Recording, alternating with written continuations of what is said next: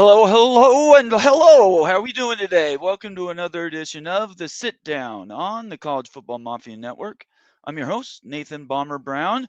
Hopefully, shortly here, Jeramiah Dickey, the Athletic Director for Boise State Broncos, should be here. And I've got 8 questions I'm hoping that we can get through. Just so everybody knows, what our sit down show is for, if you're new to the channel, is to do exactly what we're doing: hard hitting interviews, informational. We're not talking opinions. These are people that actually dictate the sports that we absolutely love in collegiate athletics. I want to appreciate everybody for being here today. Just as a warning, I'll probably, if I get it to any questions while he's here, it'll have to be a super chat. I just don't have time for anything else. I love all of you, but we need to do that, okay? All right, here we go. Jeramiah Dickey, the one, the only Boise State Bronco AD. How are you doing today? I'm doing well. I appreciate the opportunity to jump on. Oh man, I just, as long as you have fun, right? That's the only That's thing I right. want to do. I'm not a hard hitting. I'm not Peter Jennings, so I'm not going to be breaking any news today. But I appreciate you spending some time with us. No, well, thank you again for the opportunity. It's obviously we're ramping up for the season and there's a lot going on. It's the industry has changed. It's no longer seasonal per se. It's 24/7 and just excited about, getting to South Florida and what's next for us. Well, I'm looking for another big season out of Boise State. As a BYU fan, I think Boise State picked up the mantle in the early 2000s that BYU had gone out and really laid the groundwork for over 20, 25 years.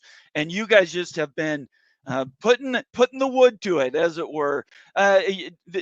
In that time, how have you seen the transformation from Boise State, a school you used to drive by on I-15, I-84, and now where you are now, which is a brand?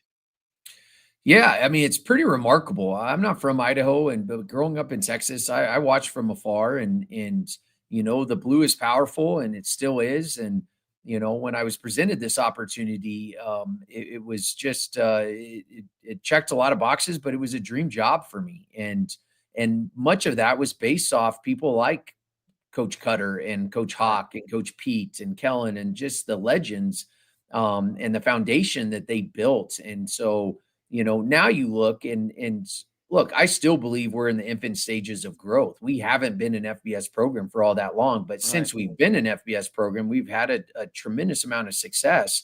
And that's a testament to a lot of them and those in the past, those present, and obviously we have big shoes to fill in the future. And so it really is, as the leader of a department and a fan base and a great institution and this community in general, it makes me very proud to be a part of something bigger than yourself and what we represent in Idaho as the front porch.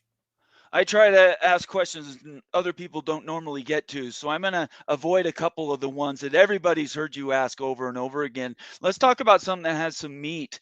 The new A4 governance, and how that those rules, roughly 65%, or it is 65% of the control in the power conferences.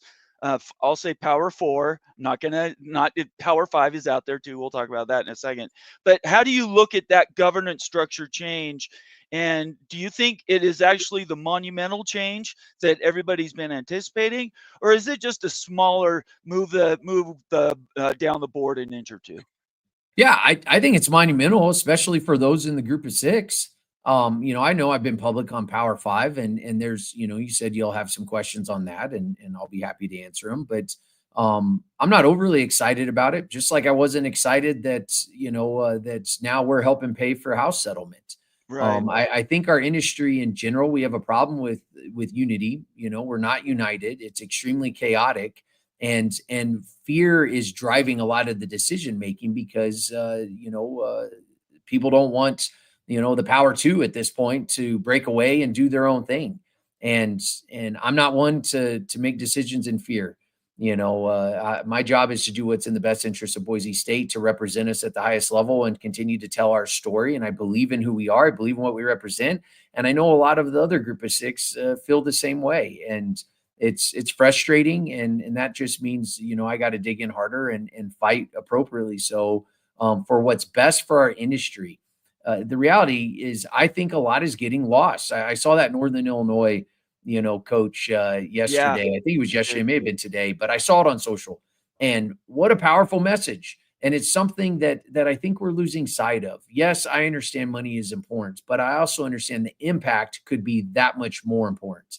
And our job is still to prepare our student athletes for life. Our job is still to be, I'm concerned about our legacy. This is an industry I love. I grew up loving, and I think it represents something bigger than ourselves. And I think a lot of that's getting lost in terms of, power two, power four, group of six. At the end of the day, the fans should matter. The student athletes absolutely should matter and be our priority. And the experience that we're providing them, and how much we mean to the various communities that we're in. And so in general, like the changes, yeah, they're monumental for us. We lost power, and but ultimately we do represent a large chunk of the FBS and the communities that we live in. And so I'm frustrated, but there's always a solution. It just means I got to work harder and figure it out. If you were CEO of college football, just talking about Yeah. football by itself, would you prefer to continue dealing with all the conferences independently, and some have power and some have don't, or something a little bit bigger? You probably don't know it, but I had a super league idea, which is an upper division of all of the programs that basically can pay the minimum freight to play, not restricted by conference. It's more about your brand and your value. How, if you were CEO, what would be your perfect model? Yeah, that's a tough question. I go back and forth. There are a lot of ideas out there right now, and I think a lot of them there's positives and negatives to them. I don't believe in perfection, but if I was CEO, I'm a big proponent of promotion relegation, and Oh, I like that too. I mentioned earlier that unity is important, and I think numbers. There's power in numbers, and if we could somehow unite as an industry, I think there is more money for all of us, and that would include the Power Four. And I think that's been a challenge when you think about our current setup and infrastructure. ADs are hired to do what's in the best interest of the institution. The president's the same. The ADs report to the presidents. Conference commissioners report to the presidents, and ultimately the presidents represent the NCAA. And so I think it's very challenging to get the necessary unity so we quit living insanity. Now there are some solutions that have been thrown out there, and obviously house settlement and revenue share, but every decision creates that many more questions, and ultimately we're in a place that the model currently as it sits today, it's not sustainable. Yeah. And so I like the idea of promotion relegation. I like the idea of combining efforts and monetizing our operations, and we don't have to look too far to see an example of that has paid dividends over and over, and that's the NFL. And so there are models out there that we can, and there isn't one, it's not a one-stop shop. Like the NFL doesn't do promotion relegation, but it does work internationally, and you see a Yeah. lot of soccer leagues do it. And I go back to our purpose, and our why is to prepare our student athletes for life and the impact that they could have beyond the field of play. And if there's a way that we can continue to do that and serve our communities and have the impact we have in our communities, and provide a level of competition that's more people tune in, to me that sounds pretty good. And I think there's more, in addition to that. I'm a proponent of collective bargaining, and I don't believe it has to be employment. I think there is a path for non-employment collective bargaining. And what's happening right now it's really sad, and but it gives me a lot of hope. There are a lot of great ADs out there, and leaders in our industry, and I know I don't want to speak for anyone else. These are my opinions, but I'm not one to live insanity. And I think that well enough. You follow me a lot. I'm pretty open and honest. I feel that's the platform I have, and that's I am concerned about our legacy as leaders in this industry and what this looks like. And I think I'm young enough that I care about the next 20 years because I'm not sure I'm smart enough to do anything else. So, I want to find solutions. I want to be a part of the solution. And that's kind of the crossroads I'm at. Like, as opposed to, I don't want to cry wolf. Like, it is what it is. You play the hand you're dealt. But what can I do as a leader in this industry to truly impact change in a positive way that this thing can become something that's sustainable for future generations? Because I've seen the impact, I live it in terms of the student athletes I serve, and that's important to me. The Boise State move to the Pac-12. We're not going to talk about lawsuits. I know Thank you. everybody's asked every question in the world about the lawsuit, but you guys looking forward, and you have been Yeah. very progressive looking forward. How exciting is that move into the Pac-12?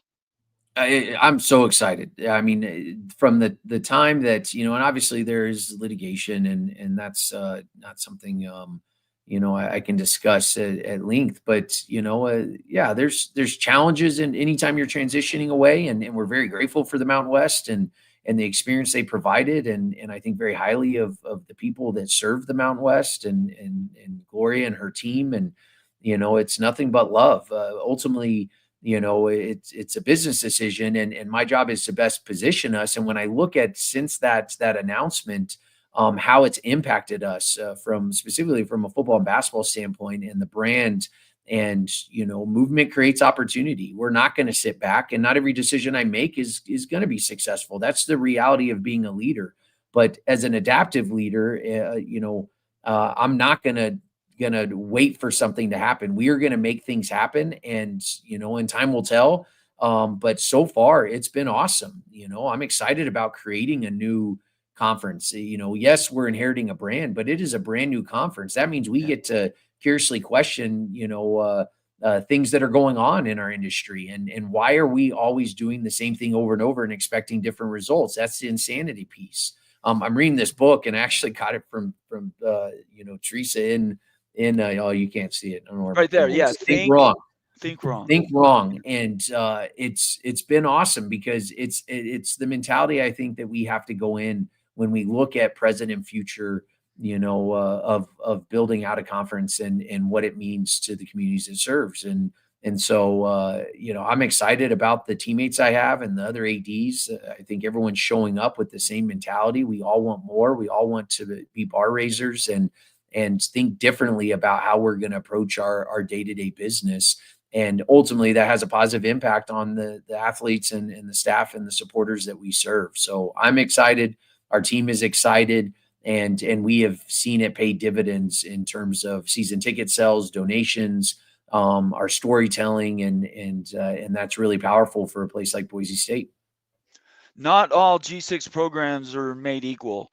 Boise Yeah. State had just had a massive round the last year in raising capital, capital investment. You're doing things with the stadium. How do you see that growth going at Boise State? What is the cap? Do you guys have a goal? Is 60,000 seat stadium completely out of the question? I will never say never. That's our community. I believe our state is the fastest growing state in the country. Our community is growing exponentially, especially since I arrived, and probably started prior to me getting here. There is a lot of room to grow in Idaho, and that gives us a lot of opportunity. We are the only FBS in the state. We do not have to navigate professional sports, and that's not a shot at the Boise Hawks or the Steelheads in hockey and independent baseball. They're partners of ours. I think very highly of them, and how they serve the community. But we're getting professional soccer. I mean, you're seeing some things take place in our community that gives me hope from an athletic standpoint in the future, of this department. Right now, my goal is 40,000 plus. I say 40,000 Okay. plus. I don't, could it be 41, 42? There's standing room only tickets. It's how many premium seats do we put in? We've obviously, we're continuing to build out our North End Zone project. That will be done August of next year. But we're pivoting to the east side of the stadium. We're pivoting into Extra Mile. We need more premium space in Extra Mile. We need to better serve our community, and our donors, and our student athletes for that matter. And so there's always opportunity. I think 40,000 plus is key for us when you look at our our modeling and how we're working on creating a sustainable model to be able to invest back in from a revenue share standpoint, which the reality is an expense right now. I think the money everybody gets drowned in, and it's easy to either look at it from an upside or a downside. But Boise State, being the program that it has, the flagship of Idaho, Yeah. as you say, let's talk about the difference between the G6 and the Power Four. What can we do to close that gap so that there's no longer this big disparity? Because it's untenable what's going on right now. Yeah, I agree. And once again, I don't blame anyone. Sometimes you play the hand you're dealt, and over time it becomes the status quo. And I think it's my duty and responsibility to curiously question. And one of the questions that I've had, and I've been very public about it, what does it mean to be a Power Four? A lot of schools were grandfathered in, and when you compare us to some of the schools in those conferences, we're much closer than we are to maybe some of the group of six that we compete with. And so I think defining what those expectations are, and I can live with, having the rules of engagement, and that at least gives me a platform with our state, our community, our institution, our donors to say this is what it's going to take. And if that's Right. not what people want, that's okay. Like, I'm okay with that, and I've said it. Maybe I'm not the right person here because I want to be a bar raiser. I want us to be elite. I want us to compete at the highest level. And I think we've proven that in a number of sports, but specifically football. I think we've proven that over the course of time. We're top 5 in winning percentages. We've gone to a bowl game for 27, 28 straight years, or been bowl eligible for 27, 28 straight years. We just went to the CFP. I believe that we have value, and that's something that when I look at the group of 6 versus Power 4, it's why I've been saying, why can't we be Power 5? They were, and the Pac is still involved in some of these conversations, and I'm getting over my skis in terms of my level of intelligence and education in terms of the power they have or don't have, in some of these votes and processes. But right now you can see it happening nationwide across all conferences. And I think the Big 12 and the ACC could say the same thing. There's 2 that have the power, there's the other 2, and then there's all of us. And it goes back to, there is no unity. And at some point we have to come together and find solutions, and we have to define the expectations. And that's where I am a proponent of promotion relegation. Why not? Like, and even if that meant that we had to be relegated to start off, I believe in who we are. I believe in being a Bronco and what it represents. And I believe in my team that it won't take long that we could supplant, some of the teams at the bottom.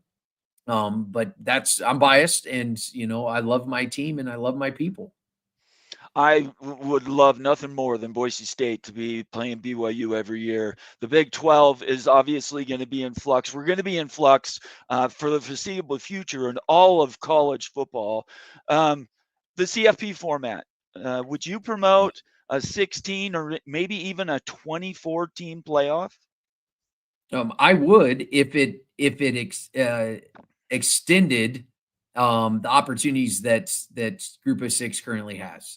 They've given us the scraps. We have 1 seat, and the financial piece of the value of what it was versus the percentage it went up for us, in terms of the payouts, it's just not right. And and so I would, if there was a legitimate conversation on the actual share of that revenue that is a result of the media rights and everything else. And I want what's best for Boise State, but I want what's best for our industry. And I think competition is important. And I've worked in this industry for a long time. I've been to, maybe not all, but a lot of the schools, majority at this point around the country that represent the FBS. And I see their fans, I see how they interact, and with sites like yours, and it's something that's what makes college athletics so awesome. And and I don't want to lose that. And so I wanted to, I'm in favor of expanding, but I what I don't want is it to expand and we just have 1 seat still. Right. Now that's better, but I'm not here for better. I'm here for best. And I want to continue to push and fight for us, and fight for an industry that I love dearly. Completely agree with you. I have one super chat and then I will let you go. MBM, a valuable member of the College Football Mafia family, he says, I want Boise in the Big 12. Kick out Utah, bring them in.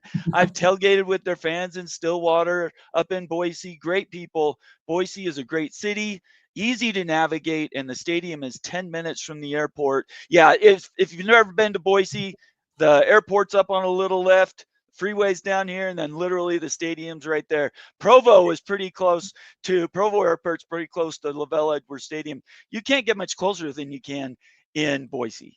No, and it's awesome for us because we can. I'm traditionally late to everything, life in general. So I'm always rushing to the airport, but it doesn't take too much time. But it is pretty cool, like when you come into this community. Having I had never been to Idaho, or Boise, much less Idaho. When I got this job, it was during COVID and it was all on Zoom. But everything that people told me of those connected to this community said, JD, you're going to love it. It's absolutely amazing. And it gives me chills even talking about it. My family loves it here. And I appreciate that comment, from one of your supporters. Boise's an amazing place. This state is awesome. And there's so much room to grow, and for us to be a part of that, and to represent something bigger than ourselves, and to be that front porch of Idaho. It's pretty cool for a leader in this industry. So Shameless plug for me. If you ever have a spot that I can come up and cover you in person at one of your home games, I would absolutely love it. well, I'm trying to give Boise State as much coverage as possible. Boise State, Washington State, and Oregon State. All three tomorrow could be playing in power football. So I wish you nothing but the best, and we will do this again. Okay. would love to do it. And once again, I appreciate the time and how you help tell our story. And I need to reach out to Brian, and we need to get back on the schedule. I will give a shout out to BYU. They absolutely handled it with class. Tom did in terms of having to cancel our Yeah, that agreement, and sucked. and I completely understood, but just how they handled it, I was really grateful. That was early on in my as an AD, and I was still learning, and I just really appreciate their professionalism and how he communicated. And so I have a lot of BYU. We have a lot of crossover in terms of BYU and Boise State, and Yes. so I have a lot of donors that support BYU as well, and so I think it's a great game and matchup, and something that would love to get back on the schedule. So I'll have to get to work on that. But thanks again for this opportunity, and go Broncos. Go Broncos. We'll see you later. He is AD Jeramiah Dickey from Boise State University. Thank you very much, Jeremiah. Thank you, man. All right. So what about that, huh? It's a big deal right now that we had him, and I really appreciate him watching. Give me 1 second. I need to text my daughter something. I know if you just joined the show, uh, she needs to answer the door for me. Give me 1 second. This is live, if you didn't know. I think she's going to miss it. They're going to leave. We're expecting a shipment, and she was supposed to help me out. Anyway, so he is Jeramiah Dickey, the athletic director at Boise State University. I made it through pretty much every question that I'd written down, and he answered a lot of them on his own. So I hope everybody really takes a second and pays attention to what he said. There were some really interesting details in there that I think are so important for people to, I don't know, wake up and realize that college football isn't all power conference. Here on this channel, on the College Football Mafia channel, you all know that we've been massive advocates. I mean, I don't think I can overstate that. Massive advocates for greater access for the Pac-12. Hell sakes, Mountain West Conference, AAC, whatever. It's pretty remarkable that we're at a point where there is such a divide, and it sucks. It is not the optimum. We need to do everything we can to bring everybody closer together. Um, the money obviously makes the world go round, right? And we all know that. There's no question about that. but it doesn't mean it's right or it has to stay that way. I'm working with my little filters here. I can't find the one I normally use, so I've done something in the setup. All right, so let's go through and I'll take questions and comments. Let's talk more about this. I've got time. Let's go ahead and do it. I'm going to open up the phone lines. Let me get to the phone voice calls, and I want to take your questions. Okay. I want to hear what you guys thought about that interview, which I believe was extraordinary. He said stuff to me that nobody's ever asked him. And I think that's all because I was insightful. I'm just teasing. I think it's because people just generalize what he does and what he's said. They want to hammer about the media deal and the contracts, and I'm not into any of that. I think that those are details that absolutely matter. But at the end of the day, what are we talking about is playing college football. And the best way to do that is to have the best brands on the field and the best teams supported by their amazing fans. That's bottom line. Okay. All right. I am going to open up the phone lines. Let me turn this thing on.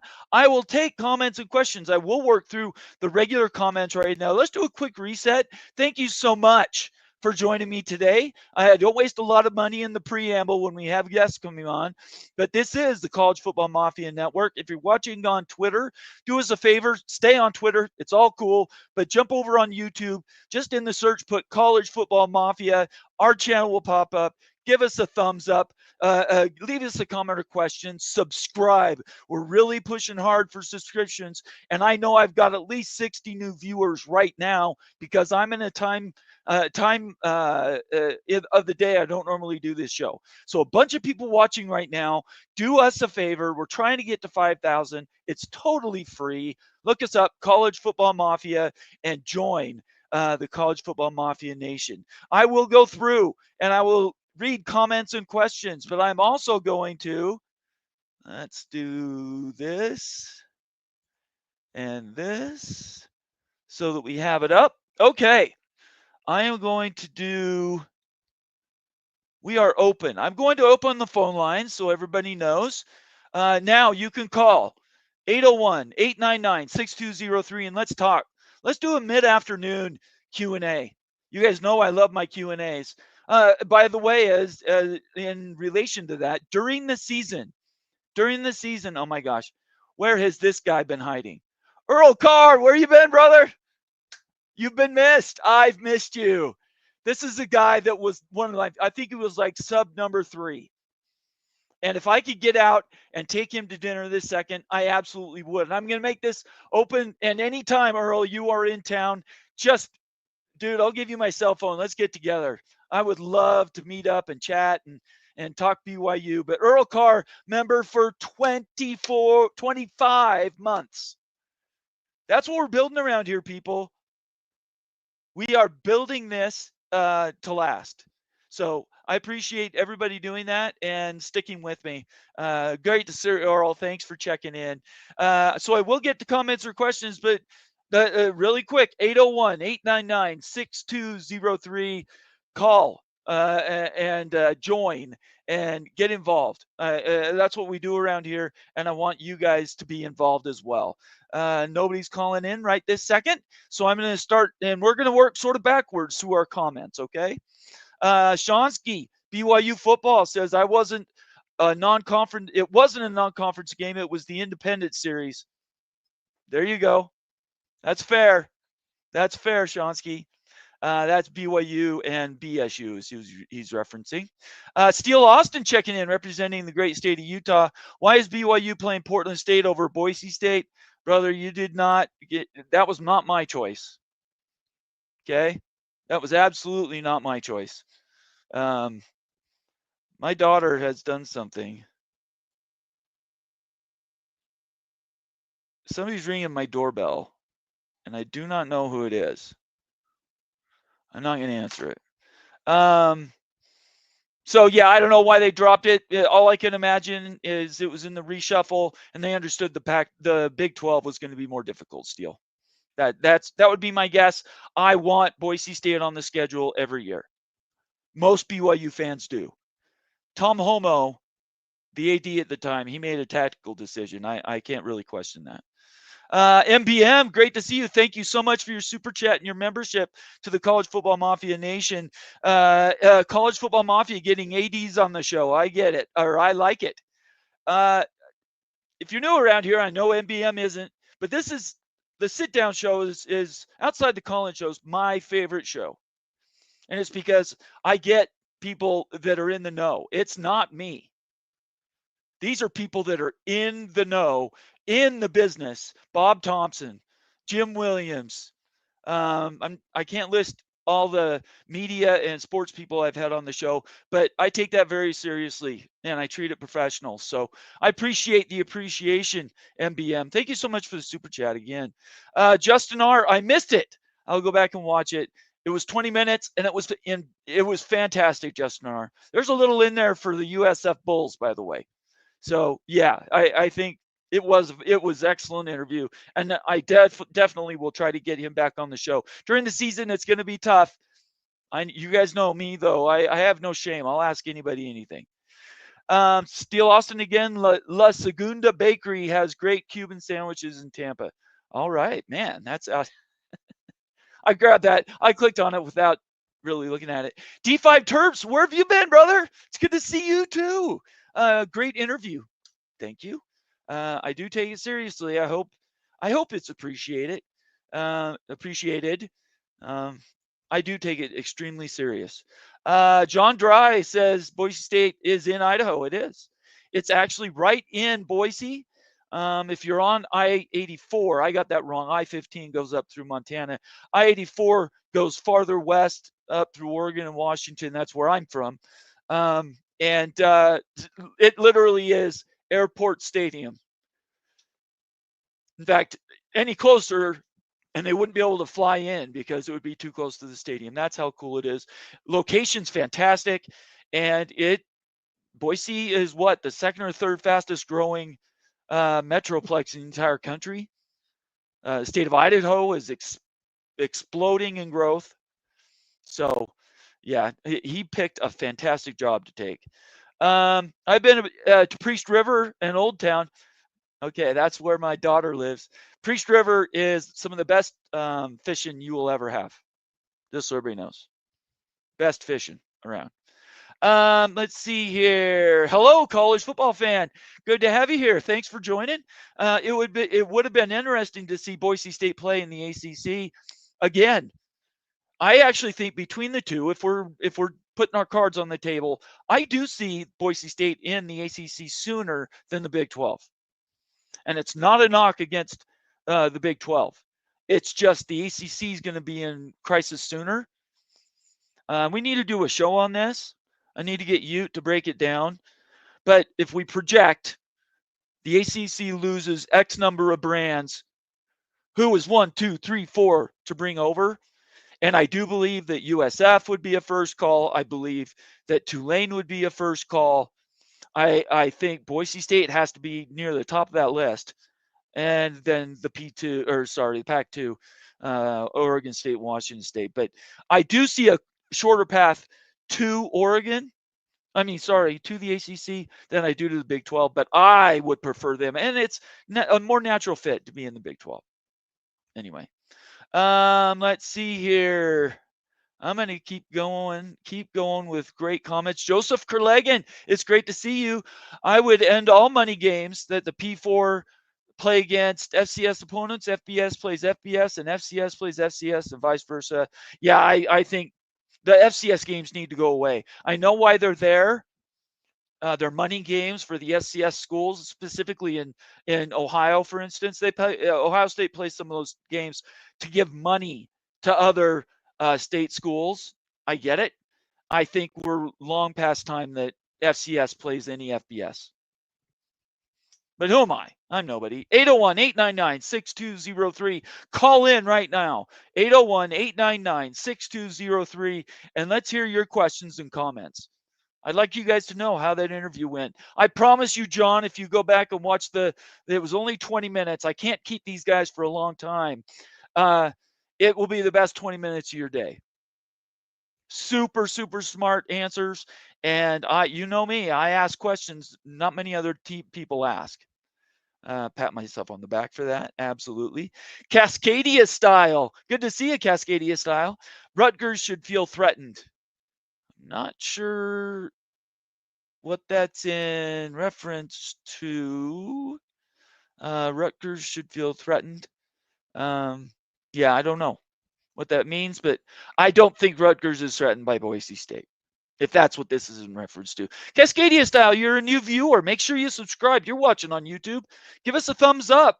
Hit that bell for notifications. We will definitely do more of that work. With you around, it helps even more. Devil Frog. Relegation will never threaten the biggest brands like it will the smaller brands. We need a transparent BCS like system. Well, that's what he just said. Transparent. I don't think he used transparent, the word. Maybe he did, but that's exactly what he was saying. Is the metric needs to be here. To compete, you need to meet these criteria, and you need to be at some minimum amount of activity. There's lots of measurements. I could throw out 20 measurements you could use to dictate who's above that line and who isn't. Maybe how much you can raise every year is the number. I don't know. There's other ways besides the P2 just breaking away and sticking their nose up to everybody else than there is to say, this is something that, I think it has to stay the same or it has to change. We need those metrics. Everybody needs to be on the same playing field. Same with the rankings. Don't do any rankings till we get to October. Common sense stuff, everybody. Okay, common sense. But Devil Frog, thank you for your comment. It's great to see you. Devil Frog, the OG of College Football Mafia. Cascadia style again. Every unique sport having their promotion to motion relegation model is the best solution. Each sport has the opportunity to move up, adds excitement for the fans on the top and bottom of each. Terrell, I agree with that. My number would be 72. Well, my perfect number is 64, but 72. You could easily put that into a tiered, regular playoff, and you break everybody into their regions for scheduling. 72 in my world is the number. You get below 72, or let's say from 64 to 72. What is that? 8 teams. And it's not relegation every year like they do in the Premier League in England. I'm thinking a 5-year rotating relegation promotion model. I would totally support that. 64 is embedded, and as long as you stay above 64, you will always playing big time football. That means every brand that's in the power conferences right now probably does not drop. There might be a few exceptions I'm not going to name. 801-899-6203. Call me. I want to hear from you guys. So anyways, I would love promotion relegation. I have it on a post on 365 Sports. I said we should have promotion relegation 3 years ago. So, or maybe it's 4. Man, I'm old. It might be 4 years ago. And it's because I think it's really the easiest way to organize everything, and there's really nothing to argue. Whatever those metrics are, win-loss, opponents, it requires teams to continue to succeed. Let's see here. D5 Terps says Boise State is a great ad for the Pack. Yeah, it was a must add to survive. You're exactly right, Terps. There's no doubt about that. Let's see here. Yeah, everybody have fun with Steele. Boise State can replace Utah when we go to the Big Ten. Oh, my heck. Oh, how do you do that, Steele, with a straight face? Utah, I should say Utah had a chance at 24. I'm starting to think maybe that's even a stretch. But I don't think it's going to happen anyway. That's my opinion. I will obviously eat my hat or I'll wear a Utah hat to an entire show or something if it was to happen, but I'm pretty sure I don't need to be afraid of anything. How's it going, fellas? Good to see you, Caden. Thanks for joining in. Jackson Johnson, moderator in chief, somebody who's got a channel over on Voice of College Football. What's up, College Football Mafia Nation? Thank you so much for watching, Jackson. I really appreciate it.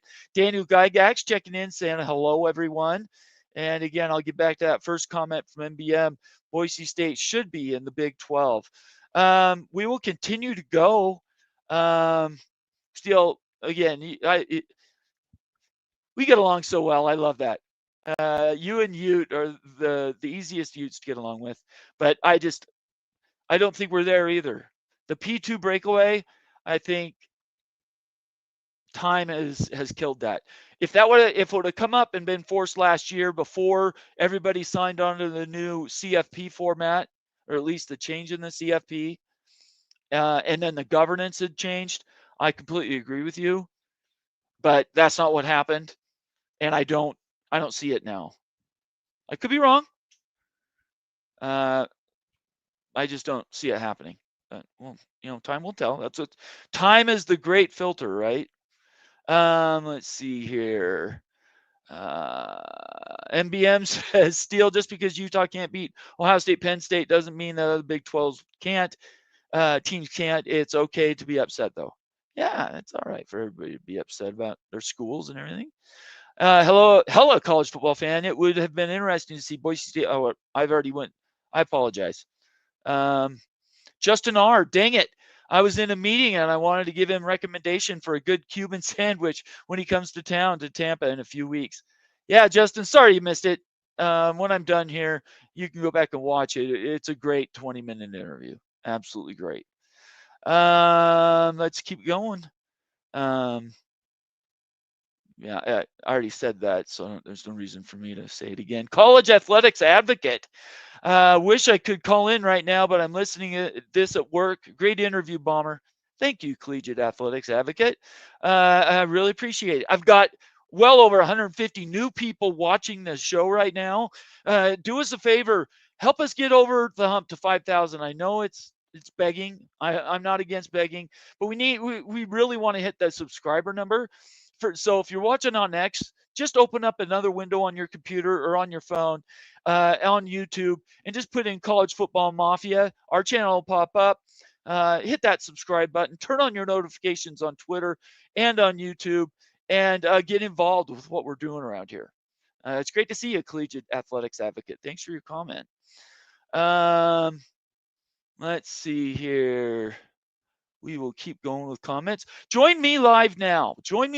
Call me in right now. 801-899-6203. I know a lot of you guys are watching at work. Just put your one headphone in and let's talk a little bit.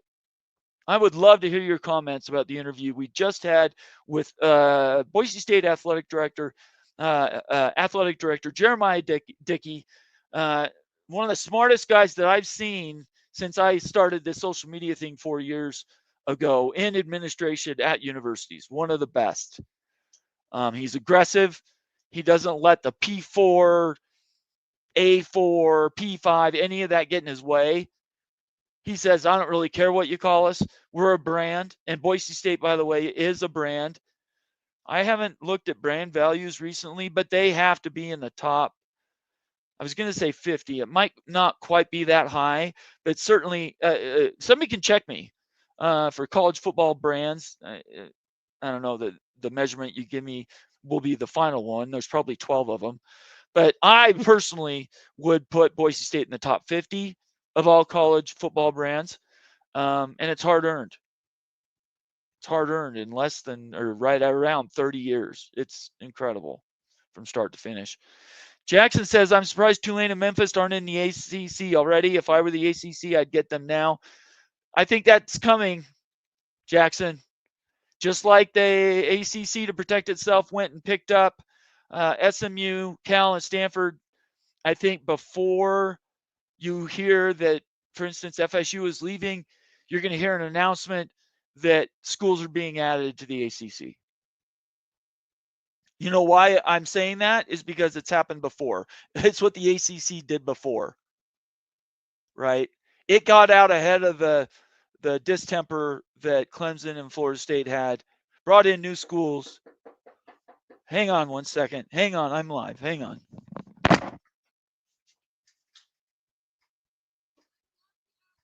Dumb. I'll be right back, everybody. This is live radio, okay?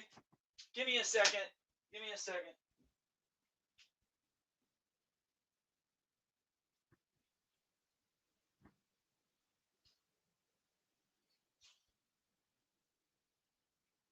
Okay. This is live radio. I hope you appreciate that, but emergencies happen. That's why my daughter didn't answer my text. She didn't have her phone. Oh well, I don't care. Everybody can take a 30-second break from their lunch. Let's read this again. Jackson Johnson. I'm surprised Tulane and Memphis aren't in the ACC already. If I were the ACC, I'd get them now. I think preemptively they will do just that. Memphis is a question. The reason to do Memphis is bring in that FedEx money, or is it Tulane? It's going to involve money though. SMU came out literally at a zero sum. They're not bringing money in except for the playoff money and some other things, the regular media money. And Cal and Stanford at 30% rate. SMU's for 9 years, now 8 years left on that. They're getting money, but they're being subsidized by their boosters. Tulane just offered $200 million to pretty much any power conference to join. I'm going to say that again. Every autonomous conference and nobody took it. That tells you why. That is exactly why I don't think realignment is coming anytime soon. It could break tomorrow. Absolutely could. North Carolina could sell its soul to get into the SEC or the Big Ten just to be in the club, right? That could absolutely happen. It could happen tomorrow. What I don't see is these conferences going to 24 teams. 20, with Notre Dame 21 potentially if Notre Dame joins. That's all based on past history. That's all. Let's see here. We'll keep going to our comments. I am taking calls. Over 200 people watching me live right now. 801-899-6203. Come on, guys. This is like sports talk radio in the old days. Or, when news radio, Rush Limbaugh or something. Join me. I want to hear from you. I don't like doing all the talking. Let's see here. College athletics advocate. I love this conversation. I'm glad the relegation model has come up. Promotion relegation would be great to take place as games that occur after the season is over between teams up for promotion and the team to be relegated to decide who stays or goes. Oh my gosh, that is next level. College athletics advocate. Let's actually. So playoff. I'm gonna write that down. It's not like I've never thought that before, but I hadn't really worked it backward, game theory it back. Promotion, relegation, playoffs. So, and you could even do that with the existing bowl game setup. You wouldn't even have to get rid of the bowls. The bowls are massive money grabs for the universities, and the promotion, how much they get in money for each one is in many millions. So you build in a playoff using the bowls, and let's see, if you're talking the promotion relegation is every 5 years, let's say, maybe 3 years, maybe you back it up a little bit. Let's say it's 3 years. The years that they actually are having that, because that's the relegation promotion year, you end up in this playoff, and the playoff exists in the bowl system. The other 2 years, bowl system exists just as it is. The promotion relegation playoff would be fantastic. So how many teams? What do you guys think? How many teams? 801-899-6203. Call me now. Call me now. Call me now. I want to hear from you. Let's see here. Yeah, collegiate athletics advocate says got to get Memphis and Tulane in the pack impact football only. Yeah, that could happen. BYU football Shonsky, valuable member of the college football mafia family, says maybe the next era means more than just the Big Ten. A lot of teams trying to buy in. Yeah, I think that's right, Shonsky. Writing checks. That's how exclusive this club is. The A4 club is real. The P2 club is real.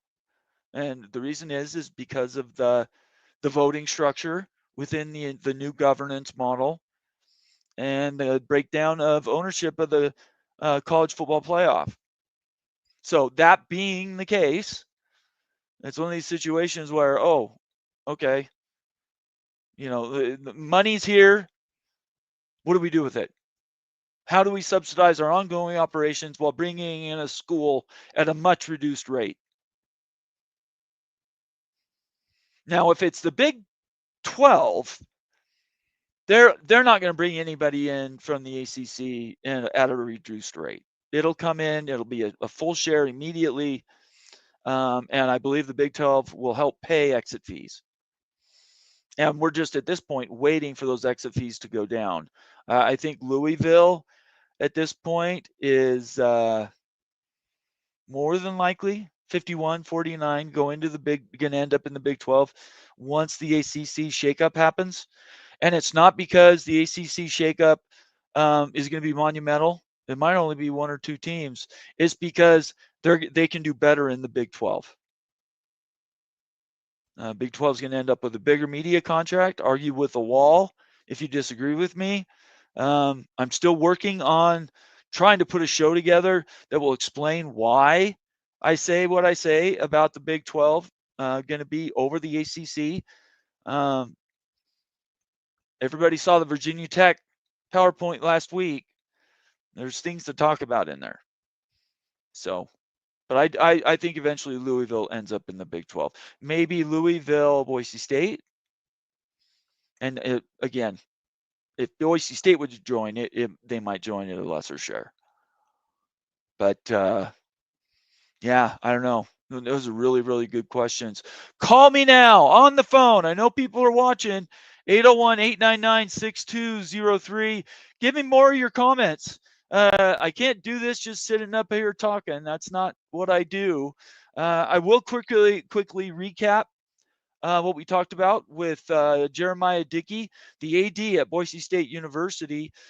Basically, he says Boise State's head down, just trying to do their work.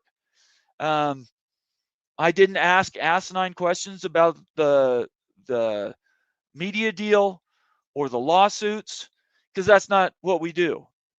Certainly not what I do. We ask questions nobody else is, which is like, what's the governance? How did he feel about the governance? The money in college football, the college football playoff format. That was all at the beginning of the show. So when this show's over, jump over and watch just basically hit play again on the video. And yeah, 20 minutes. I think it was 21 minutes flat, something. Maybe it was 22. Anyway, very quick hitting, but he gave answers to most, if not all of your questions. I am going to do a quick preview right here really quick about the College Football Mafia and the channel and everything else that we do around here. Let's go with this. If you're new to the channel, I hate when it goes small. Just when you get to the main channel, hit the join button. I believe it's about right here, and you become a member of the College Football Mafia family. Once you become a member, you have access to all the member videos. And I haven't done a count. I need to send somebody on a ferret hunt to actually count how many videos we have, but it's got to be getting close to 100. And these are all member videos. Can UNLV join the Big 12? A members only special. Who knows what Moen was talking about there? Miami. Where does Miami end up? Wild Ute breaks that down. Crowning the ideal Big Ten candidates. These are all videos that you have access to as a member. So I'm going to tell everybody we build up our memberships during the season. Our members only videos are the best quality you'll find on YouTube. If somebody's doing them better, come back to me and let me know somebody that can do something better than Wild Ute University. It's professional. The reason it's professional is because he's in that type of stuff for a living. So La Tech, the Raging Cajuns, ULM. Where do they end up with the Mountain West? I mean, it just goes on and on. Viewership numbers, G6 viewership numbers. Anyway, hit that membership tab, become a new member of the College Football Mafia family, and we would love to have you. We'd love to have you around, and that's what we're here to do, is answer your questions and comments. There are a few new questions in here. Oh, hello, college football fan.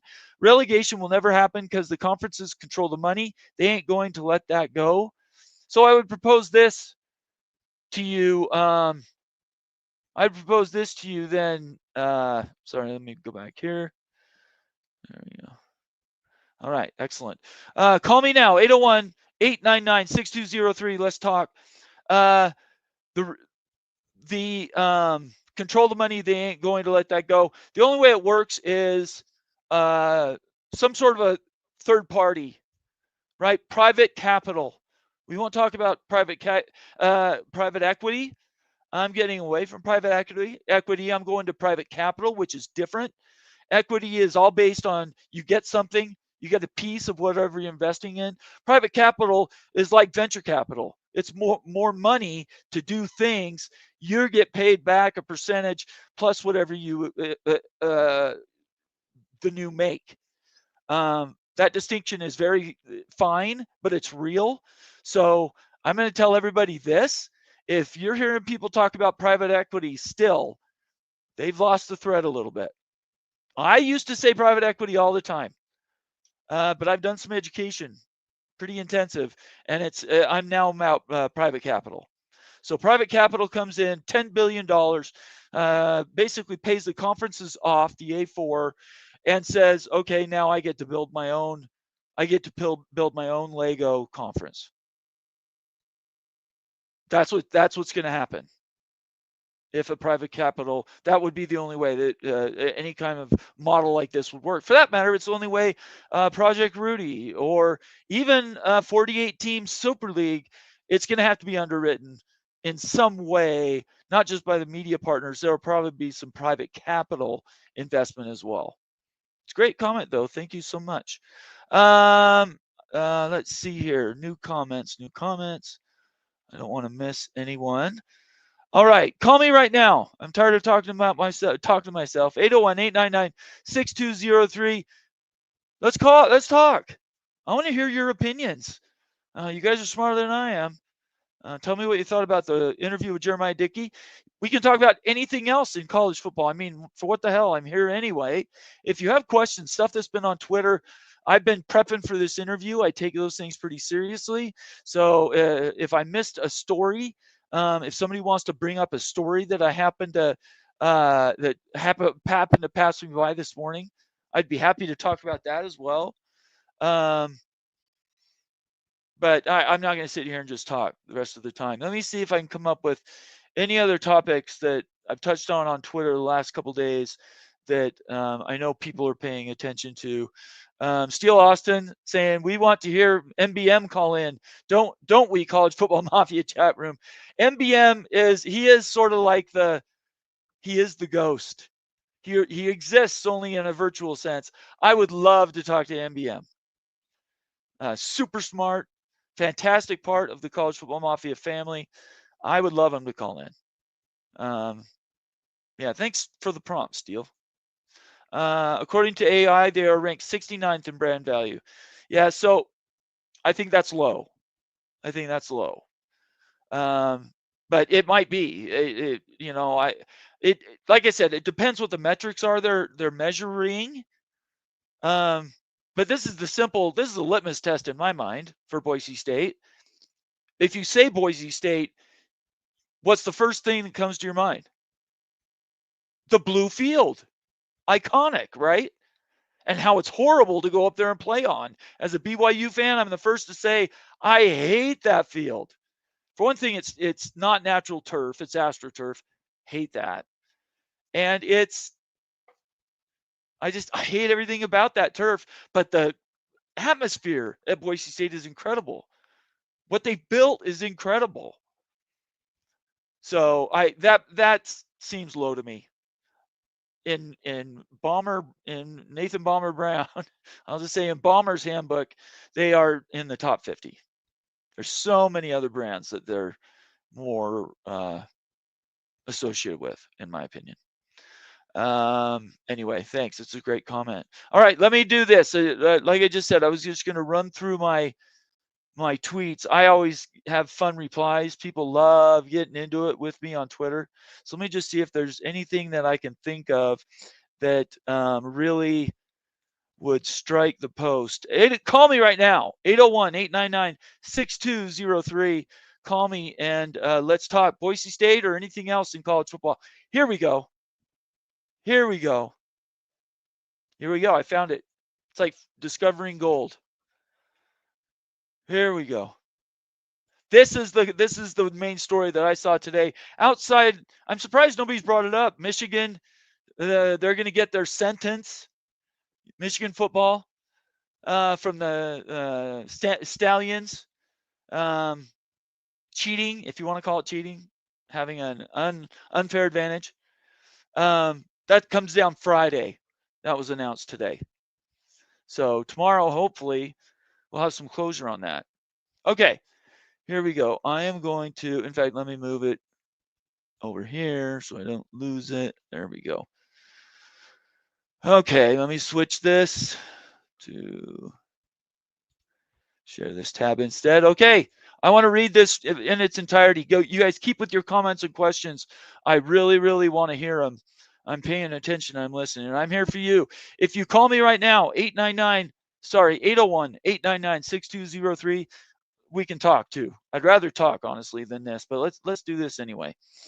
So this is a tweet. It was originally by Greg Welch. I'm going to post my reply because I'm just that smart and I'd like to be included in capturing it because I think it's really, really important. The original post is the difference between Utah and BYU in their operating budget, their profit loss, and everything. And just to be upfront, this is not about BYU and Utah. It isn't. It's about my comments. So first I'll read Greg Welch's original tweet, which is the new equity in athletics info is up for 23-24. Equity in athletics is a resource. Is up, and for only having a half share, BYU still managed to operate with a $14 million profit. As everybody knows, 10 years ago, athletic departments were not for profit. They were to support the rest of the athletic department. College football was. Now we do know they're money-making ventures for a lot of reasons. BYU used to manage to operate a $14 million profit. Utah reports $111 million and notes the university provided financial assistance due to conference realignment. I replied, this is where the smartness comes in. We are not equal. That is a rub at Utah. I own that. Next year will be even worse for Utah football, but they have access to unlimited taxpayer funds. That's what I'm talking about. BYU football does not. It's private university. They deal in cash. They exist to survive on their own account, which means they're getting money from their donors. They're getting money from their media partnerships and their other merchandising and whatnot. That is what's keeping BYU going. Right now, they made $130 million, but they're still a half share. They're getting their full share this year, along with Cincinnati, UCF, and Houston.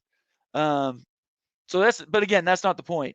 Utah reports $111 million and notes the university provided financial assistance due to the conference realignment. So does everybody get what I'm pointing at here? This is not about BYU Utah Holy War comparisons. Not about it at all. What I am talking and I'm trying to highlight, and I need to get off this and get over to Need to get over to the other one again. Okay. That's on. Now you can call me. 801-899-6203. I posted the link. If you really want to get into that tweet and figure out all the details on what he's talking about there, feel free to read that tweet. Go to it as you were. I'm going to repost it. But the fact that state legislatures, Iowa State is another one that's talked about it. State legislatures are now largely underwriting college athletics, specifically the football programs, but all the athletic department, with taxpayer funds. Now, to be clear, state universities have always received money from state legislatures. It's a state-operated system, right? I mean, it is built by the state, owned by the state. However, this is a new era, literally, not tongue-in-cheek. It is a new era when we talk about actually where the money comes from and how you're able to subsist, let alone survive. Iowa State has been open and honest about it. The AD at Iowa State, I'm missing his name. He's been open and honest about it since Iowa State was compared to the schools in Arizona, who received roughly $70 million between the two, University of Arizona and Arizona State, from the legislature, just to pay off essentially the debt they'd incurred in the Pac-12, because the Pac-12 was run horribly. They'd largely done a bunch of future spending. You know what the story is at Cal? They did the same thing. That's why there's calimony. So this money is coming from your pockets. Now, if you're an Iowa State or an Iowa fan, you love this, right? You're super excited about this. But if you're Joe Blow, truck driver at Iowa State, or sorry, what's a good town? Sorry, I'm spacing towns in Iowa. That's how bad I am with geography. I spaced Iowa cities. Anyway, if you're a truck driver anywhere in Iowa, and you look at your tax statement at the end of the year, and you see upper education, and I'm not sure they'll even label it, to be honest with you. But if it was fully transparent, there would be a line item on there, and it would say you yourself, and then your family are all paying, let's say, $2 a year to subsidize your athletic department. Now, it might be quite a bit more. Yeah, I don't know what the population of Iowa is. I think it's lower than it is of Utah, and Utah's 3.5 million. Certainly, Arizona's got a higher population as well. That you're spreading a lot of cost across a very small amount of people. If you're the truck driver, you didn't opt into this. Nobody said, hey, do you want to support your universities? You're just being taxed to pay bills. And I'll be very clear. The Iowa State AD did not say they were doing this. What he was doing is calling out other states that were. Utah and Arizona specifically are two. Oregon is another, which is ironic because Oregon is a brand to itself.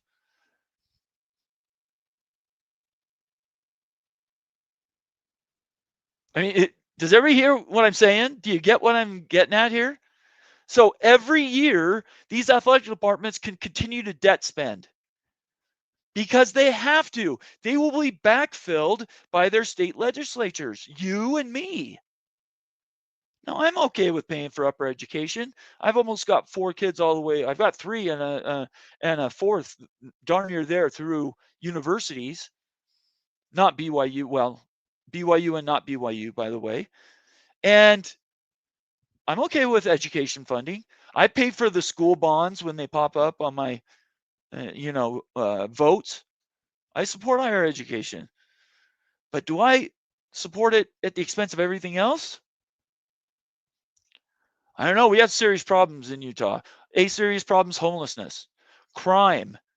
We're number 17. Salt Lake City is. I don't live in Salt Lake City. Salt Lake City Metro is like the 17th highest crime rate, depending on what the crime measurements are. When we moved here, I bet you they weren't even in the top 100.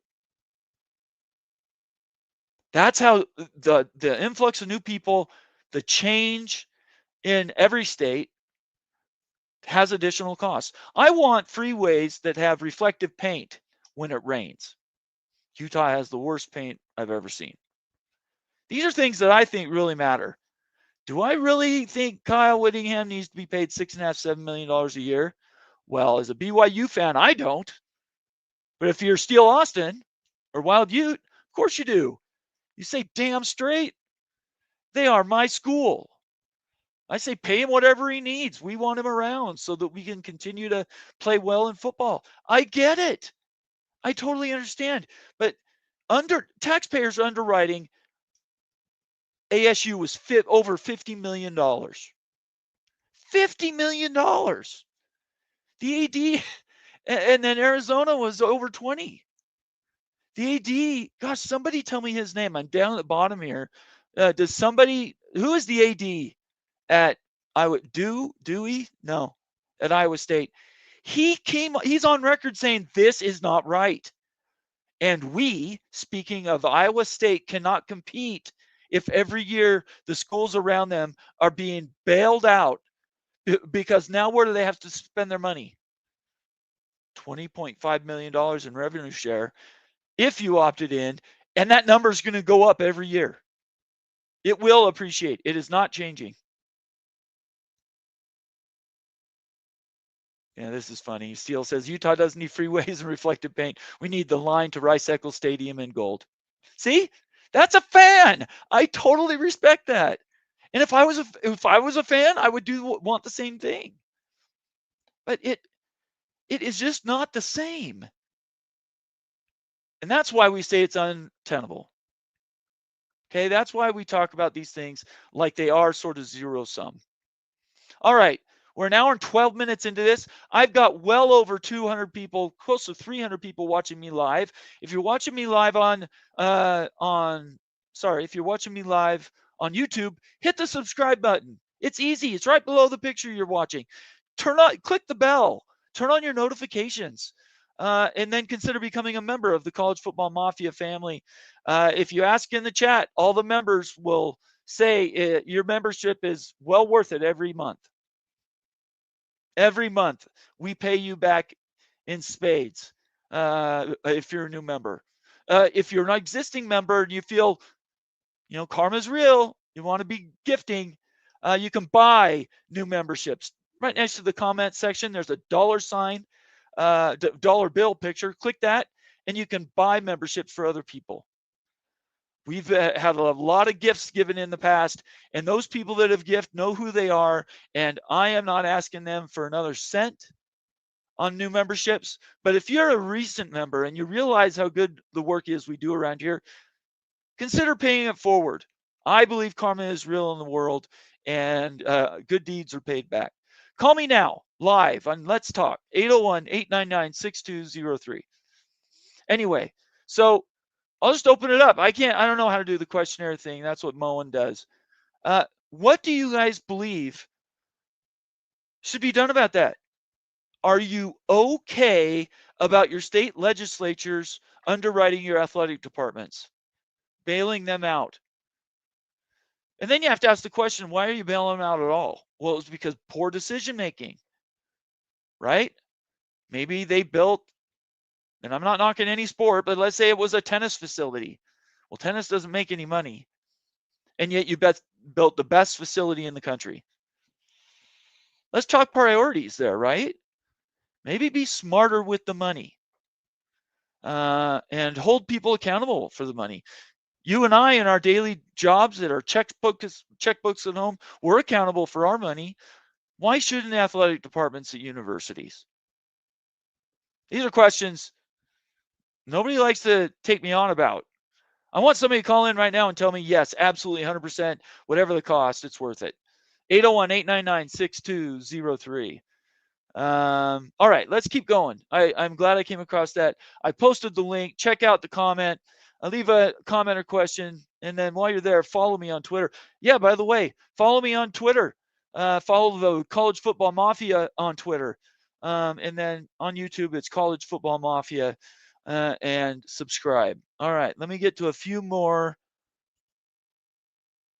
This is fun. I need to do more of these daily shows. You guys are great. All right, let me run through comments since we've had a little bit time. Shonsky, Ohio, BYU football says Ohio State ran a $37 million deficit. What's the point? Yeah, that is the question. What is the point? Steele Austin says, yes, absolutely okay to spend it, and I appreciate that. Daniel Gygax says, Bomber, those freeways in Utah are great. I'll trade you what I have in California. I don't and never will live in California, Daniel, so you're welcome to it. As a Utah native, well, I don't know, 30 years. As a Utah native at this point, the reflective paint, come here in a snow or a rainstorm at night, and then tell me if you like the road paint, okay? Because it's terrible. But the homelessness and the actual people things, those are really things that if you're getting attention. I wasn't trying to divert and say these maintenance deals are more important. They're not. People are more important. It frees up his money as a big booster for BYU. BYU has several billion-dollar, highly successful technology, other things, several billionaires that help underwrite their system. And if everybody thinks BYU came out of nowhere and they couldn't have ever seen this coming, and maybe you didn't, BYU was just waiting for it to be legal and socially acceptable. The moment that ruling came down about paying players and the House settlement and all of it, BYU, basically the apparatus was ready to go. Just turned on the switch. That's it. So we're not quite like Texas Tech. Texas Tech has more money, but they haven't been at the same operation level. And a lot of that's because BYU was independent for 12 years and had to make everything up as it went. So great comment, though, Shonsky. Steele Austin again, love being a state institution. Taxpayer money to support Utah athletics is the best of tax money I can think of. Yeah, like I said, if you're a Utah fan, that's totally, I get it. I am not.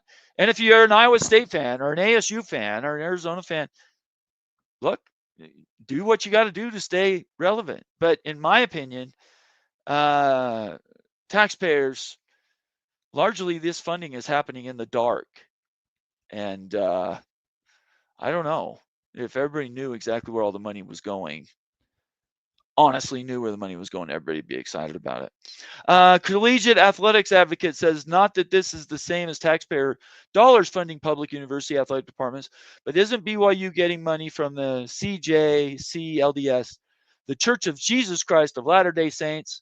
BYU is their flagship educational the university. They also have one of the largest, if not the largest, online university, BYU Pathways. The cheapest education you could ever hope to get. Look it up, just Google it, BYU Pathways. You want to get your degree or you want to get your AA, it's about the cheapest you'll pay per credit. 4 years ago, it was like $89 a credit. I'm not sure what it is now, but it ain't no $10,000 a semester type thing. So BYU Pathways, you don't have to be LDS, you don't have to be Mormon. Takes anybody, but I work for them, and they're a fantastic organization. No, the church does not subsidize the athletic department. The athletic department subsists on its own. It's separate. Always has been. People who say the church is paying for the big QB signing are completely false and made up, usually by Utah fans. But yeah, no, church money, tithing, does not go to BYU. BYU operates as a private university. They have their own endowment, which is $2 billion or something close, or maybe it's $4 billion. I can't remember. It's going to do fine.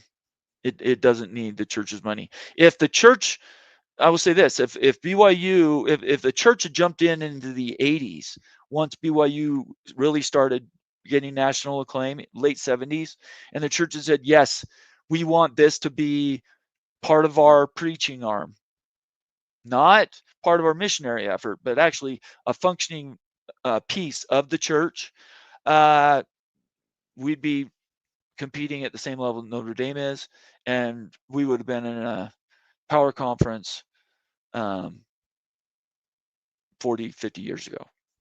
Not 50, because that was a little overlap, but 40 years ago. Because the church would have been able to do what the Catholic Church is doing for Notre Dame. I believe there the money is mixed.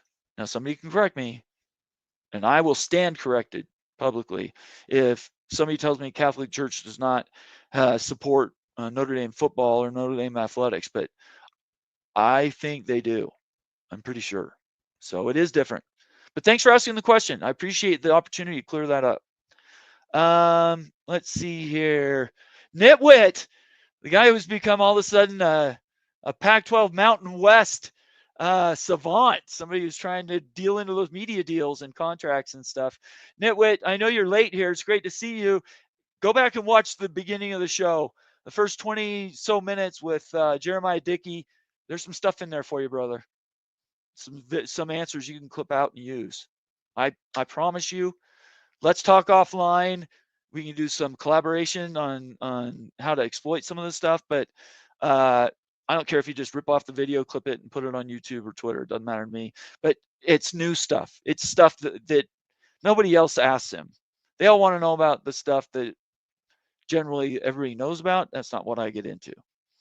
Long answers. Answers a lot of questions. It's great to have you here, though. Appreciate you. Need to keep coming back. I've missed you for sure. Let's see here. Steel Austin again says, yes, state of Utah is issuing a new Utah Utes tax on Utah County taxpayers. That's where I live, is Utah County. That will go directly to Utah athletics and boost Utah's revenues to by 50 million. Yeah, that's funny. Ha ha ha ha. Let's keep going here. Call me. Please call me. I'm getting tired of talking to myself. 801-899-6203. Let's have a conversation. We don't have to talk about we don't have to talk about Jeramiah Dickey. We don't have to talk about Boise State. Anything that's in the news, I just brought up a big thing that matters to me, which is taxpayer funding state school athletics. I'm not going to let that go anytime soon. I think it's a major story that people don't want to talk about, which makes me even happier to do it. Daniel Gygax, again, checking in. Nothing serious will happen to Michigan. Yeah, I'm of that. Michigan's too big a brand. They are not going to get SMU'd. They're not going to lose their championship. They might have a suspension, lack of playoff access, or something which would be harsh in itself. But there's no way they vacate that championship. I don't think, like 99.9% sure. So that's supposed to come out tomorrow if you didn't know. The Michigan punishment, whatever that may be, report, I guess. GCFM 1972, you're long lost. You are one of the very first guys to watch one of my shows almost 3 years ago now. It's great to see you, GCFM 1972. Boise State was a fun regional rivalry during those independent years. They should be an A4P4 conference. Damn straight. That's a guy who knows ball. It's great to see you. I do know you were around here years ago. I've missed you. So thanks for joining the show again. Make sure you subscribe or resubscribe. And thanks for being here today. I appreciate it. It's great to see you. If there's an OG in the Mafia Nation, GCFM in 1972 is one of those guys. If he had the membership tag next to his name and it said 26 months, he would be, again, up there like Earl Carr. That's how far back that goes. Man, it's been forever since I've seen you. That warms my heart, man. It's great to see you. I love these comments. Smartest viewers in all of YouTube watch this channel. Smartest ones. Oh, by the way, if you're watching it on X, Just open up another window on YouTube. Go to the YouTube app on your phone, open it up, type in College Football Mafia, and hit the subscribe button for me. We're pushing to 5,000 subs, which for us is a landmark. We're trying to get by the end of the summer. Right now, with all the live people watching, either on YouTube or on Twitter, we would get there today if everybody would just hit the subscribe button. I love this so much, and I would do this all the time if I felt you guys would watch me. In fact, this is kind of giving me an idea. Since I'm not working, maybe I could do this more. Would you guys like that? Leave me a comment or question if you'd like more daytime shows. Just a simple yes. If not, totally cool. But this just came to mind like, why am I not doing this more if you guys want it? Collegiate Athletics Advocate says the private institutions in FBS have massive sources of income from somewhere, just as state schools have their income from public funds. The great equalizer is they all need athletics for enrollment. Everything you said there is right. Obviously that's the case because since not getting state money to operate means it just reinforces your point. The only way BYU could keep going, operations, very clear. BYU University, church subsidized, and it's an official arm of the church. BYU Athletics, nada per nada. And it's not just a thin gray line either. It's a wide expanse. And if anybody asks you why, or if you have that question why, it's because the government would come down on like a ton of bricks if they did it otherwise, because then they would be in big trouble with the IRS. And so that's not going to change. It's not going to change. You have to rebuild your entire infrastructure to do that, which allows Baylor or a TCU who's now non-aligned, I guess, or SMU or any other private institution, whether they're in or they're not. You need to have that distinction. It needs to be clear. Call me right now, 801-899-6203. Great comment. Absolutely awesome comment. Daniel says, I can't call doing my real job. Hey, there is no real job other than this. Other than this, Daniel. Come on now. Let's see. I will keep reading comments. You guys, these comments are free. Just type them up and I will read them. I do not discriminate, I promise.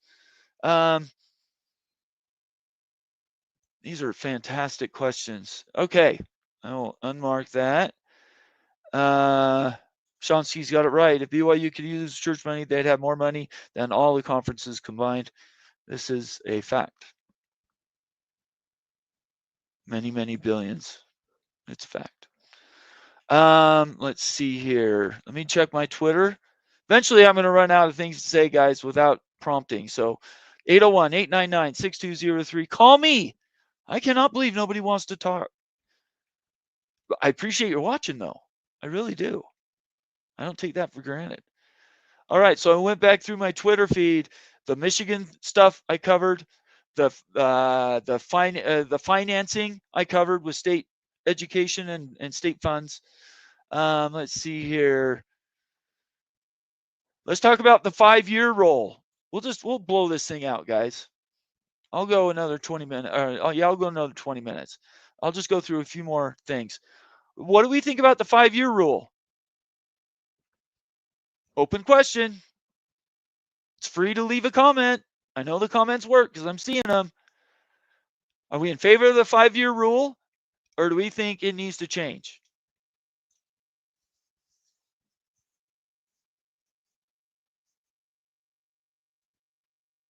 Nobody? Really? 801-899-6203. I thought I'd get a bunch of feedback on that. You guys are really reserved today. I think the 5-year rule is going to go bye-bye. Yep. 5-year rule is going to go away, and I don't know what it becomes.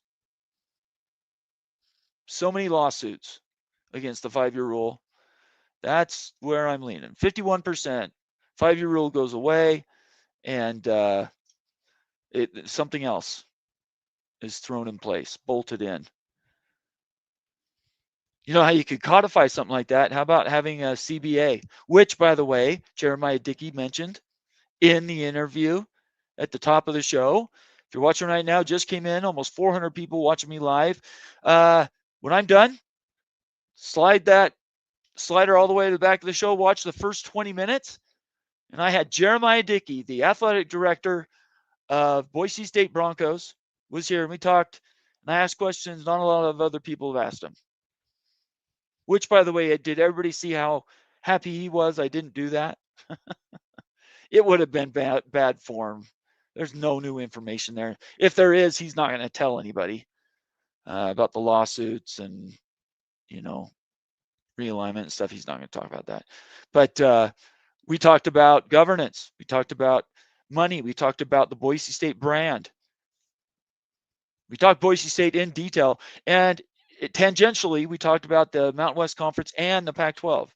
So almost 400 people watching me right now. I guarantee at least 250 of you have something to do with the Mountain West, the Pac-12, the Big 12, or the ACC, realignment, college football playoff. And we talked about almost all those things. Realignment I didn't really get into. He mentioned a couple things sideways. That wasn't the purpose of the interview. So Shonsky says yes. He wants me to, or it would be fun to do daily shows. Do you guys want daily shows? I mean, I appreciate it, Shonsky. Thank you very much. I would love to do it. I kind of sometimes rule myself out, but I'm motivated. The problem is, during the day, I was expecting you guys to be up in arms and you would call me. I've said a bunch of stuff that's controversial that other people don't love. I know that I do things like that. Generally can be counter. And yet nobody wants to challenge me. I'm really surprised about that. Call me live now. 801-899-6203 to make it bigger. I will do this. Let's make it bigger. Let's get rid of this and save. Oh, it won't let me do that. Well, maybe is it too small? Are you guys all seeing the scroller? Not this second, but I mean, 801-899-6203. Maybe people can't see it. Can you guys see that okay? Maybe I'm not. Yeah, I don't know. CGFM 1972. Again, an OG. How about the tortilla thing? Do you agree with the Big 12 adding penalties for throwing things on the field? It's riled up Texas Tech fans. I think it's going to be one of those things on a whiteboard. It's a fantastic idea. In practice, I have no idea. Imagine, and I know this is a crazy idea, and nobody would ever do this. A visitor coming to your stadium, sitting in the members section, student section, buys a ticket on not eBay, but Ticketmaster or something, and he moves up and down, and he's throwing something, or maybe it's more than one person. Maybe it's 2 or 3 people wanting to do a rush, for something at their university into their sorority or fraternity. So you go out and you do this and you cause problems. You throw things onto the field, and who are they going to penalize? They're not going to penalize the visitors unless, for some insane reason, the small amount of visitors, unless you're traveling BYU fans, the visitors, Utah travels to, generally aren't going to try to hurt their own team because they paid their money to sit in your stadium to watch their team. So generally, I don't think it's going to come from the visitors section. It's going to come from a home field. One time you do it, it's a warning. 2 times you do it, it's a second warning. 3rd time you do it, it's an automatic 15-yard penalty. That could lose you a game. Very easy. So what do we think? Is it a great rule? Very difficult to enforce? All right, you got a call from Evil Badger. What is going on, Ryan Willie? Not much. I just had to secure my tickets for next Brewer season, but I have a little beef with your Super League Okay. plan. I just don't see how that would work and how that would benefit the G6 conferences if for all these schools you said you'd go up to like 72. I did. Now, I think Ute has said in the past it would be about $200 million per school per year. Okay. Do you realize that would be, let's see, about $14 billion a year? A lot of money. Yeah, I'm not sure about that figure and what it references, Ryan. I'm sorry. And I just don't think there's that much money out there for that many teams. Oh, I see what you're saying. Total spend to support an upper division or a supra league. Well, let's assume money isn't part of it at all. All we're talking about is participation and everybody competing. Wouldn't you like to go to more regional type subdivisions and play more your natural rivals on a more well, then it might as well go back to it might as well go back to the 70s and 80s when it was just regional. Right. Big 10, right. Big 8. But now I got all these bigger matchups, and that's what the media partners want to pay for. It's bigger matchups.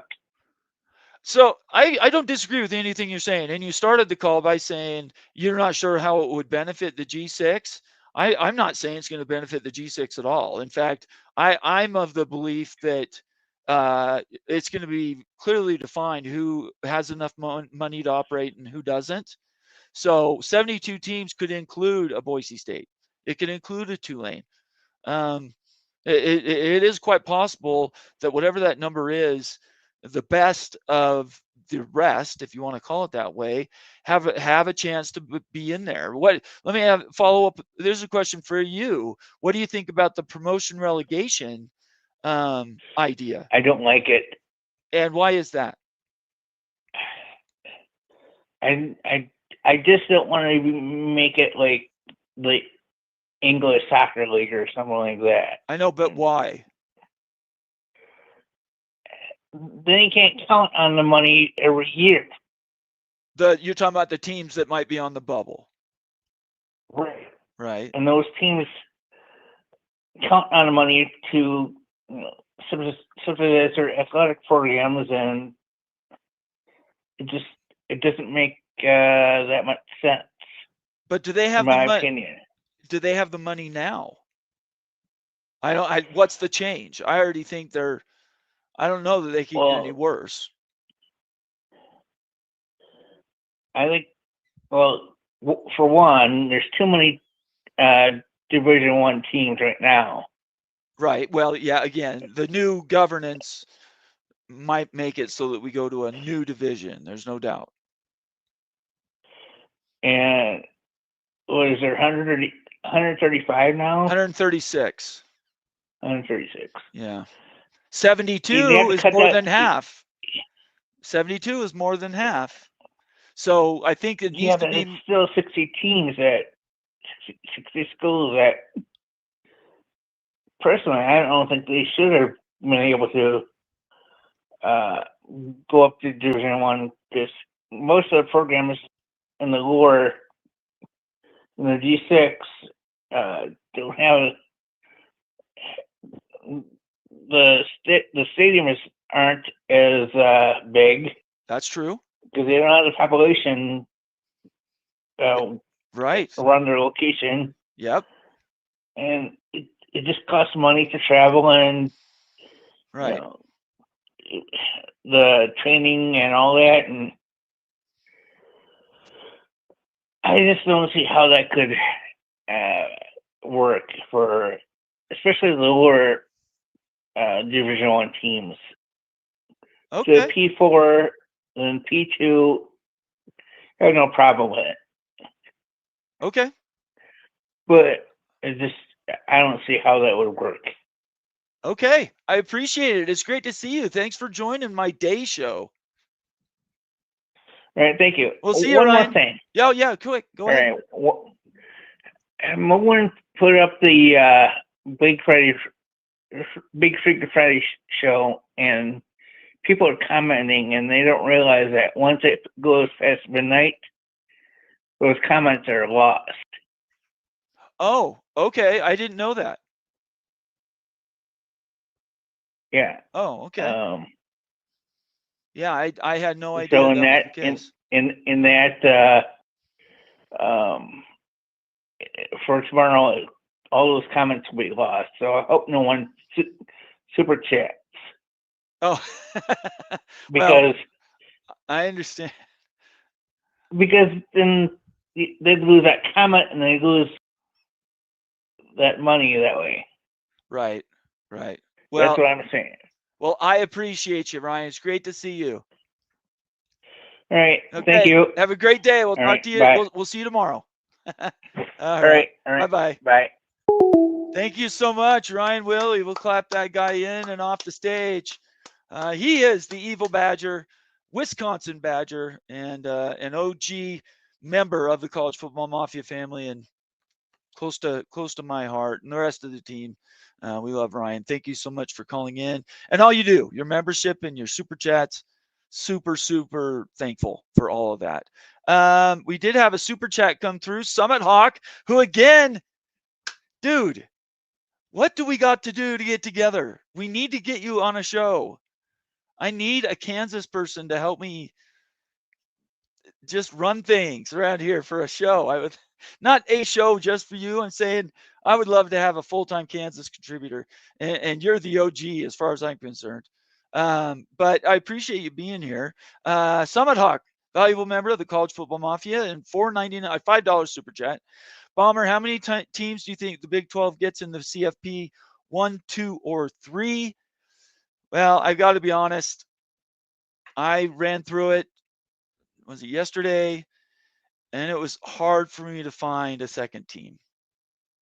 I would absolutely love and demand the Big 12 have at least one more team in the thing. I just think there's so many good teams that could win the conference. On my personal ledger, I have BYU winning. You have Kansas winning. Laura Weiss has Texas Tech. And that's great. That's everything. I just don't know. For instance, BYU plays Utah and Texas Tech this year. Utah plays Texas Tech and BYU. Texas Tech plays Utah and BYU. Those three teams could win the whole thing, but they have to play each other, right? So BYU beats Utah, Utah beats Texas Tech beats BYU. That's what happened last year, and it screwed the conference. So all I can say is I think it's unfortunately one. It would be great if we had two. The only way we get two is if we have two 11-1 teams or even a 12-0 team in the championship game, and the 11-1 wins, or one of the 11-1 wins, and then there is a possibility that a 12-1 and 11-2 get an invite. But I do not believe BYU is 11-2. Nada. And I think the same thing will happen this year. So it's sad. It's sad. It really is. I appreciate it, Summit Hawk. It's good to see you. Thank you for your super chat. It's been a minute, brother. I am marking time. We need to get together. All right. Steel Austin again says, Bomber, as long as you spend a portion of your show talking about your love for Utah Utes, then daily shows would be great. Look, we're in a biosphere around here. Utah Utes helps drive people's engagement. It's simple as that. I have no problem talking about Utah, but it's also in relegation to BYU. So if you like that, if you like Utah being talked about, but have it be not so kindly, then I guess. Anyway. So thanks. I appreciate your comment. It's good to see you again, Steele. Collegiate Athletics Advocate. You need to become a member at this point, brother. You're getting so involved. I love it. Become a new member. Hit that join button. Well, since this is an open forum, can we talk about the Pac-12? I've tried. Would love to hear your thoughts on Memphis and Tulane to the Pac-12. Football only, Olympic sports to the Athletic 10, and UTSA in all sports. I'm on record from last year when the Pac-12 screwed up realignment and let UNLV, they didn't seal up UNLV like they should have, and they didn't actually spend the money they had to chase Memphis, Tulane, UTSA, and USF. I'm on record. That's what I wanted the Pac-12 to do. It would have screwed Texas State. I like Texas State in the Pac-12 now. I think they're going to do good things. But Memphis and Tulane, I would love them to have been in the Pac-12 then. I'm still of that mind. I just don't. I think they're waiting for the ACC rescue. I think they're going to wait.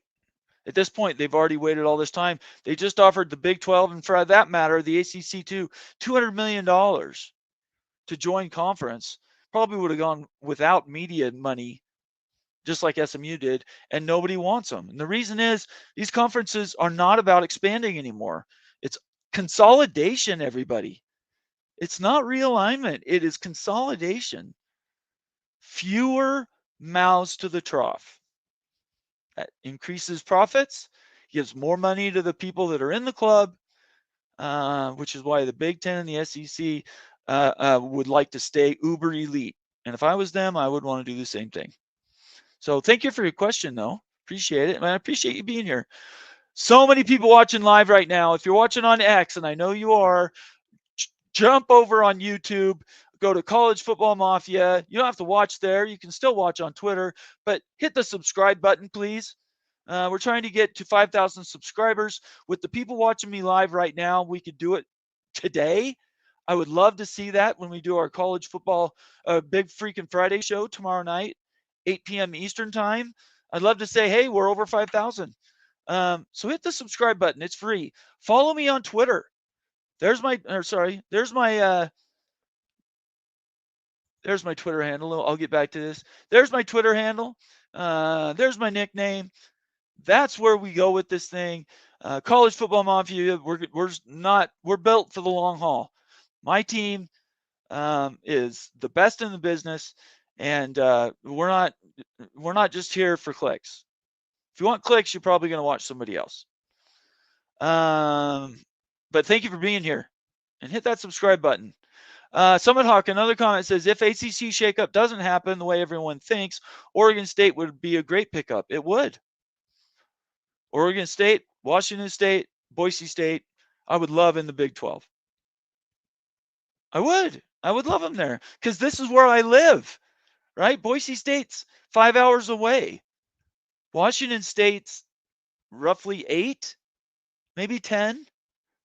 Oregon State, yeah, about 10. That's a long way, but at least they're regional, right? That I've sported that from the beginning. There's just no money for it. There's no money. So, yeah, we can't change. It sucks. There's no other way to put it. But I appreciate you bringing it up and asking the question, Summit. And definitely Oregon State would be a good pickup. GCFM 1972, the visitor at a Holy War game will definitely do it, meaning get a penalty against the opponent. Well, I was at Utah last year, one of the best football games I've ever watched. And at the end of the game, I believe it was a cheer booster or something, got hit in the head with a full water bottle, had to go to the hospital. I mean, it really hurt him, hit him right in the head. That's crap we just do not need. I'm not going to talk about who he's a fan of. He was a fan of one of the schools. But the bottom line is that stuff is zero tolerance. I agree with the penalty. I agree with the unsportsmanlike penalty. The enforcement, like I said, it sounds like a great idea in principle. Enforcement is going to be a nightmare. What are you going to do? Put people in the stands? or people staring at the stands or staring at the cameras the entire game. Like, I'm paying you not to watch the game. I'm paying you to watch the end zone camera, see if anybody throws something. Is that where we're at now? I mean, are we at the point where we're so worried about people throwing stuff on the field, we should put chicken wire up like they do in European basketball or Mexican football? No.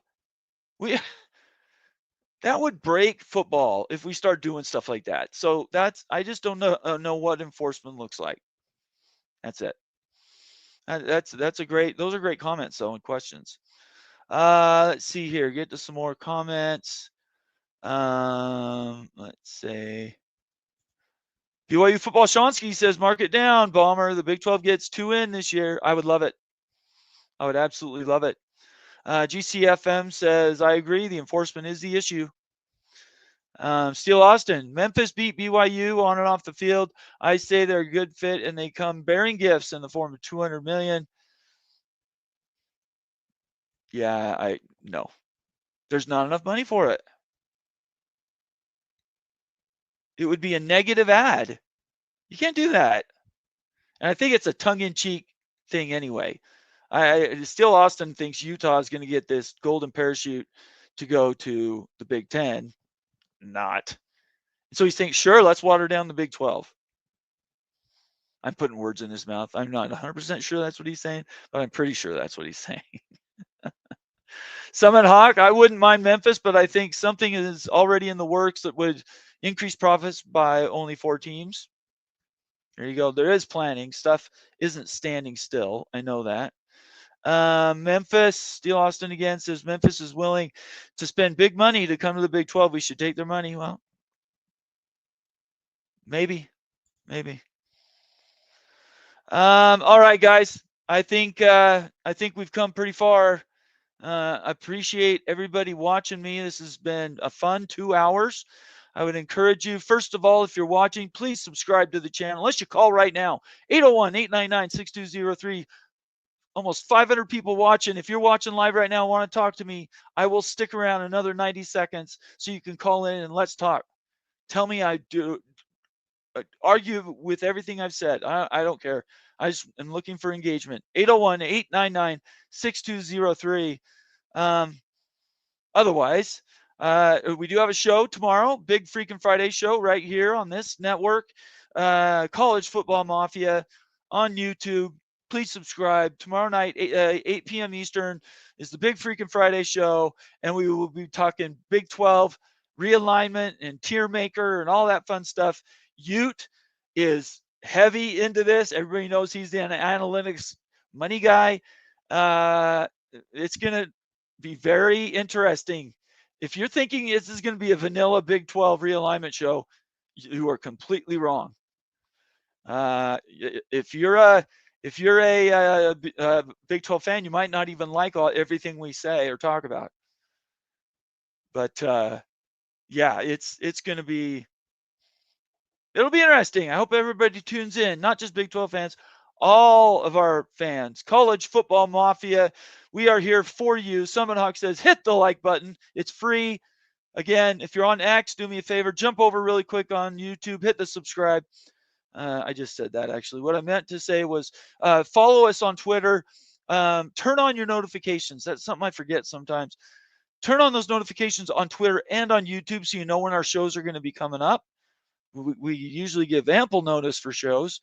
And then get involved. Leave comments or questions. Engage with what we're doing here.